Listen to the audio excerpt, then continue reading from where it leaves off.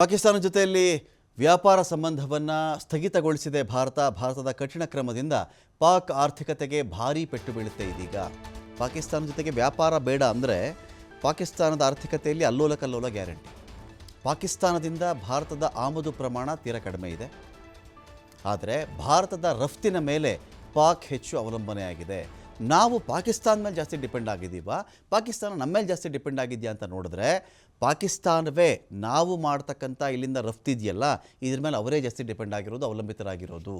ಭಾರತದ ಸರಕುಗಳ ಪೂರೈಕೆ ನಿಲ್ಲಿಸಿಬಿಟ್ರೆ ಪಾಕಿಸ್ತಾನಕ್ಕೆ ದೊಡ್ಡ ಪೆಟ್ಟು ಬೀಳುತ್ತೆ. ಇಲ್ಲಿ ಭಾರತದ ಒಟ್ಟು ರಫ್ತು ವ್ಯಾಪಾರದ ಮೌಲ್ಯ ಪಾಕಿಸ್ತಾನ ಜೊತೆಯಲ್ಲಿ 68.27 ಲಕ್ಷ ಕೋಟಿಗಳಾಗುತ್ತೆ. 68.27 ಲಕ್ಷ ಕೋಟಿಗಳು, ಶೇಕಡ 200ರಷ್ಟು ಸುಂಕ. ಪಾಕ್ ಸರಕುಗಳ ಮೇಲೆ ಭಾರತ ಶೇಕಡ 200ರಷ್ಟು ಸುಂಕವನ್ನು ಹಾಕುತ್ತೆ. ತಾಜಾ ಹಣ್ಣು, ಸಿಮೆಂಟ್, ಪೆಟ್ರೋಲಿಯಂ ಉತ್ಪನ್ನ, ಖನಿಜ, ಅದಿರಿನ ಮೇಲೆ ಭಾರತ 200% ಟ್ಯಾಕ್ಸನ್ನು ಹಾಕುತ್ತೆ. 2017-18ರಲ್ಲಿ ಭಾರತಕ್ಕೆ 4,170 ಕೋಟಿ ಮೌಲ್ಯದ ಸರಕು ಒಂದು ಕಡೆ ರಫ್ತಾಗಿತ್ತು. 1996ರಲ್ಲಿ ಪಾಕಿಸ್ತಾನಕ್ಕೆ ಭಾರತ ಪರಮಾಪ್ತ ರಾಷ್ಟ್ರದ ಸ್ಥಾನಮಾನವನ್ನು ಕೊಟ್ಟಿತ್ತು. ಪಾಕಿಸ್ತಾನ ಹೆಚ್ಚು ದಿನ ಮಿತ್ರ ರಾಷ್ಟ್ರದ ಪಟ್ಟವನ್ನು ಉಳಿಸಿಕೊಳ್ಳಲಿಲ್ಲ. ಭಾರತದಿಂದ ರಫ್ತಾಗೋದೇನು ಅಂತ ನೋಡಿದ್ರೆ ನೋಡಿ, ರಾಸಾಯನಿಕ, ಔಷಧ ಉತ್ಪನ್ನ, ಸಕ್ಕರೆ ಮಿಠಾಯಿ, ತರಕಾರಿ, ಕಾಫಿ, ಟೀ, ಸಾಂಬಾರು ಪದಾರ್ಥ, ದ್ವಿದಳ ಧಾನ್ಯ, ಪೆಟ್ರೋಲಿಯಂ ಉತ್ಪನ್ನ, ರಸಗೊಬ್ಬರ, ಪ್ಲಾಸ್ಟಿಕ್, ರಬ್ಬರ್, ಆಟೋ ಬಿಡಿಭಾಗಗಳು, ಸೋಯಾಬೀನ್, ಕುಕ್ಕುಟ ಆಹಾರ ಅಂದರೆ ಕೋಳಿಗೆ ಸಂಬಂಧಪಟ್ಟಂಥ ಆಹಾರಗಳು. ಪಾಕಿಸ್ತಾನದಿಂದ ನಾವೇನು ಆಮದು ಮಾಡ್ಕೊಳ್ತೀವಿ ಭಾರತ ಅಂದರೆ ತಾಜಾ ಹಣ್ಣುಗಳನ್ನು ಆಮದು ಮಾಡ್ಕೊಳ್ತೀವಿ. ಒಣ ಹಣ್ಣುಗಳು, ಡ್ರೈ ಫ್ರೂಟ್ಸ್, ಒಣ ಖರ್ಜೂರ, ಎಣ್ಣೆಕಾಳುಗಳು, ಸಿಮೆಂಟ್, ಗಿಡಮೂಲಿಕೆ, ಸಸ್ಯಗಳು, ರಾಸಾಯನಿಕ ವಸ್ತುಗಳು. ಸೊ ಹಾಗಾಗಿ ಪಾಕಿಸ್ತಾನಕ್ಕೆ ದೊಡ್ಡ ಪೆಟ್ಟನ್ನು ಕೊಡುವುದರಲ್ಲಿ ಆಶ್ಚರ್ಯ ಏನಿಲ್ಲ. ಒಂದು ಕಡೆ ನೋಡಿ, ನಿಮಗೆ ಎಲ್ಲ ಕಡೆ ಗಡಿಗಳಲ್ಲಿ ಸಿಚುವೇಶನ್ ಎಸ್ಕಲೇಟ್ ಆಗ್ತಾ ಇದೆ. ಇಲ್ಲಿ ಈಗ ಚೀನಾ ಕಡೆಯಿಂದ ನೋಡಿದ್ರೆ ಅವ್ರದ್ದೇ ಸಮಸ್ಯೆಯಲ್ಲಿ ಅವರಿದ್ದಾರೆ, ಅಮೆರಿಕದ್ದೇ ಪ್ರಾಬ್ಲಮಲ್ಲಿ ಅವರಿದ್ದಾರೆ. ಇಸ್ರೇಲ್, ಉಕ್ರೇನ್, ರಷ್ಯಾ, ಗಾಜಾ ಪಟ್ಟಿ ಸಮಸ್ಯೆಯಲ್ಲಿದ್ದಾಗ ಪಾಕಿಸ್ತಾನಕ್ಕೆ ಯಾರೂ ಸದ್ಯಕ್ಕೆ ಯಾವ ಫ್ರೆಂಡ್ಗಳಿದ್ದರೂ ಕೂಡ ಸಿಗ್ತೀನಮ್ಮ ಆಮೇಲೆ ಏನ್ಬೋದು, ಆಮೇಲೆ ಸಿಗ್ತೀನಿ, ಸ್ವಲ್ಪ ಬಿಟ್ಬಿಟ್ಟು ಫೋನ್ ಮಾಡಿ ಏನ್ಬಹುದು, ಆ ಥರ ಕಥೆ ಇದು. ಇವರೇನಾದರೂ ಯಾರಿಗಾದ್ರು ಸಹಾಯ ಕೊಡಿ ಅಂತ ಫೋನ್ ಮಾಡಿದ್ರೆ 10 ನಿಮಿಷ ಬಿಟ್ಬಿಟ್ಟು ಫೋನ್ ಮಾಡ್ತೀನಿ ಅಂತ ಹೇಳ್ಬಹುದು ಅವರು. ಅಷ್ಟು ಬಿಟ್ಟರೆ ಬೇರೆ ಸ್ಥಿತಿ ನಮಗೆ ಕಾಣಿಸ್ತಾ ಇಲ್ಲ. ಸೊ ಹೀಗಾಗಿ ಇಲ್ಲಿ ಒಂದು ನಾವು ಗಮನಿಸ್ಕೊಂಡಾಗ ಪಾಕಿಸ್ತಾನಕ್ಕೆ ಇದೀಗ ಈ ಮೂಲಕವಾಗಿಯೂ ದೊಡ್ಡ ಪೆಟ್ಟನ್ನು ಕೊಡಬಹುದು ಅವ್ರಿಗೆ ಅಂತ.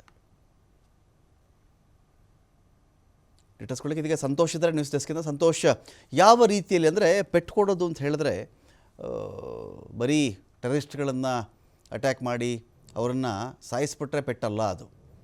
ಈ ಟೆರರಿಸ್ಟ್ಗಳಿಗೆ ಸಪೋರ್ಟ್ ಮಾಡದೆ ಪಾಕಿಸ್ತಾನ ನಿಲ್ಲಿಸಬೇಕು ಅಂತ ಬಂದಾಗ ಆರ್ಥಿಕವಾಗಿಯೂ ಪೆಟ್ಟು ಕೊಡಬೇಕಾಗತ್ತೆ. ಭಾರತ ಯಾವ ಒಂದು ಹೆಜ್ಜೆಗಳು ನೀಡ್ತಾ ಇದೆ ಇಲ್ಲಿ ಅಂತ? ರಮಾಕಾಂತ್, ಈ ಹಿಂದೆ ಪಾಕಿಸ್ತಾನದ ಸಂಪೂರ್ಣ ಆರ್ಥಿಕತೆ ಪಾತಾಳಕ್ಕೆ ಕುಸಿದಂತಹ ಸಂದರ್ಭದಲ್ಲಿ ಯಾವಾಗ ಪಾಕಿಸ್ತಾನ ವಿದೇಶಗಳ ಮುಂದೆ ಕೈಯೊಡ್ಡಿ ಅಂಗಲಾಚಬೇಕಾದಂತಹ ಒಂದು ಪರಿಸ್ಥಿತಿ ನಿರ್ಮಾಣ ಆಗಿತ್ತು, ಆಗ ಅನೇಕ ಆರ್ಥಿಕ ತಜ್ಞರು ಪಾಕಿಸ್ತಾನದ ಸರ್ಕಾರಕ್ಕೆ ಕೆಲವು ಸಲಹೆ ಸೂಚನೆಗಳನ್ನು ಕೊಟ್ಟಿದ್ರು. ಚೀನಾ ಯಾವ್ಯಾವ ದೇಶಗಳಲ್ಲಿ ಹೂಡಿಕೆ ಮಾಡುತ್ತೆ, ಅದೇ ರೀತಿಯಾಗಿ ಚೀನಾ ಯಾವ್ಯಾವ ದೇಶಗಳ ಜೊತೆಗೆ ಉತ್ತಮವಾಗಿರುವಂತಹ ಆರ್ಥಿಕ ಸಂಬಂಧ ಹೊಂದಿರುತ್ತೆ, ಆ ದೇಶಗಳು ಅತಿ ಹೆಚ್ಚು ಚೀನಾಗೆ ಸಂಪೂರ್ಣವಾಗಿ ಅದರ ತೆಕ್ಕೆಗೆ ಹೋಗುವಂತಹ ಸಾಧ್ಯತೆಗಳೇ ಹೆಚ್ಚು.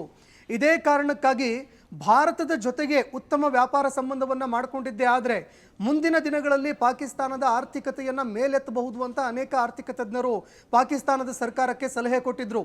ಈಗ ಭಯೋತ್ಪಾದನಾ ದಾಳಿ ನಂತರ ಏನು ಪಹಲ್ಗಾಮ್ನಲ್ಲಿ ಭಯೋತ್ಪಾದನಾ ದಾಳಿ ಆಯಿತು, ಭಾರತ ಸರ್ಕಾರ ಏನು ಮಾಡಬಹುದು, ಪಾಕಿಸ್ತಾನವನ್ನು ಸರಿಯಾಗಿ ಪಾಠ ಕಲಿಸಬೇಕು ಪಾಕಿಸ್ತಾನಕ್ಕೆ ಅಂದರೆ ಏನು ಮಾಡಬೇಕು ಅನ್ನುವಂತಹ ಒಂದು ಚಿಂತನೆ ಬಂದಾಗ ಪಾಕಿಸ್ತಾನಕ್ಕೆ ಸರಿಸುಮಾರು 68 ಲಕ್ಷ ಕೋಟಿ ರೂಪಾಯಿಯಷ್ಟು ವ್ಯಾಪಾರ ವಹಿವಾಟಿನ ಮೂಲಕವಾಗಿ ಭಾರತ ಈಗಾಗಲೇ ಅನೇಕ ವಸ್ತುಗಳನ್ನು ರಫ್ತು ಮಾಡ್ತಾ ಇದೆ.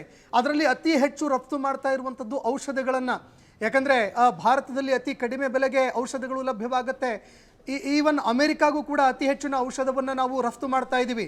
ಮತ್ತೊಂದೆಡೆ ಟ್ರಾನ್ಸ್ಪೋರ್ಟ್ ಮಾಡೋದಕ್ಕೂ ಕೂಡ ಅತಿ ಹೆಚ್ಚಿನ ಒಂದು ಖರ್ಚಾಗೋದಿಲ್ಲ.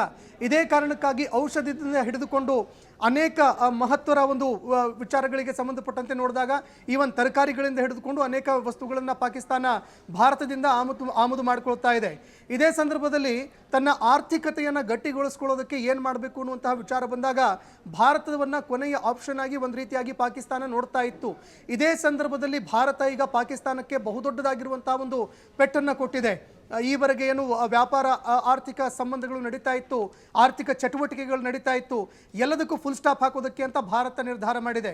ಮತ್ತೊಂದೆಡೆ ನಾವು ಈ ಹಿಂದಿನ ಏನು ಅಂದರೆ ಪಾಕಿಸ್ತಾನ ಏನೆಲ್ಲ ರಫ್ತು ಮಾಡ್ತಾ ಇತ್ತು ಭಾರತಕ್ಕೆ, ಅದನ್ನು ನೋಡಿದಾಗ ಪಾಕಿಸ್ತಾನ ಅತಿ ಹೆಚ್ಚು ಪೆಟ್ರೋಲಿಯಂ ಉತ್ಪನ್ನವನ್ನು ಭಾರತಕ್ಕೆ ರಫ್ತು ಮಾಡಬೇಕು. ಯಾಕಂದರೆ ಭಾರತದಲ್ಲಿ ಈಗಾಗಲೇ ಪೆಟ್ರೋಲಿಯಂ ಉತ್ಪನ್ನಗಳು ಅತಿ ಹೆಚ್ಚು ಬೆಲೆ ಇದೆ, ಈಗ ಗಗನಕ್ಕೇರಿದೆ ಬೆಲೆ. ಈ ಸಂದರ್ಭದಲ್ಲಿ ಒಂದು ವೇಳೆ ಏನಾದರೂ ಭಾರತಕ್ಕೆ ಇದನ್ನು ರಫ್ತು ಮಾಡಿದ್ದೇ ಆದರೆ ಆ ಸಂದರ್ಭದಲ್ಲಿ ಆರ್ಥಿಕತೆಗೆ ಅತಿ ಹೆಚ್ಚಿನ ಒಂದು ಒತ್ತು ನೀಡಬಹುದು ಅಂತ ಪಾಕಿಸ್ತಾನ ಕೂಡ ಅಂದುಕೊಂಡಿತ್ತು. ಹೀಗಾಗಿ ಪೆಟ್ರೋಲಿಯಂ ಉತ್ಪನ್ನಗಳನ್ನು ಕೂಡ ಭಾರತ ಪಾಕಿಸ್ತಾನದಿಂದ ಆಮದು ಮಾಡ್ಕೊಳ್ತಾ ಇತ್ತು, ಯಾಕಂದರೆ ಅತಿ ಕಡಿಮೆ ಬೆಲೆಗೆ ಸಿಗುತ್ತೆ ಅಂತ. ಆದರೆ ಈಗ ಫುಲ್ ಸ್ಟಾಪ್ ಬಿದ್ದಿರೋದ್ರಿಂದಾಗಿ ಪಾಕಿಸ್ತಾನದ ಆರ್ಥಿಕತೆ ಮತ್ತಷ್ಟು ಪಾತಾಳಕ್ಕೆ ಕುಸಿದು ಹೇಳ ಹೆಸರಿಲ್ಲದಂತ ಆಗತ್ತೆ ಅನ್ನುವಂಥ ಒಂದು ಮಾತುಗಳು ಕೇಳಿ ಬರ್ತಾ ಇದೆ. ಆದರೆ ಪಾಕಿಸ್ತಾನ ಇದಕ್ಕೆ ಯಾವ ಅಲ್ಟರ್ನೇಟಿವ್ ದೇಶಗಳತ್ತ ಕೈ ಚಾಚತ್ತೆ ಅಥವಾ ಬೇರೆ ದೇಶಗಳು ಕೂಡ ಸಹಕಾರಕ್ಕೆ ನಿಲ್ಲದಂತೆ, ಸಹಾಯವನ್ನು ಮಾಡದಂತೆ ಭಾರತ ಏನಾದರೂ ರಾಜತಾಂತ್ರಿಕತೆ ಮೂಲಕವಾಗಿ ಇಲ್ಲಿ ಪ್ಲಾನ್ಗಳನ್ನು ರೂಪಿಸುತ್ತಾ ಅನ್ನುವಂಥದ್ದನ್ನು ಕಾದು ನೋಡಬೇಕಾಗುತ್ತೆ ರಮಾಕಾಂತ್. Thank you Santosh.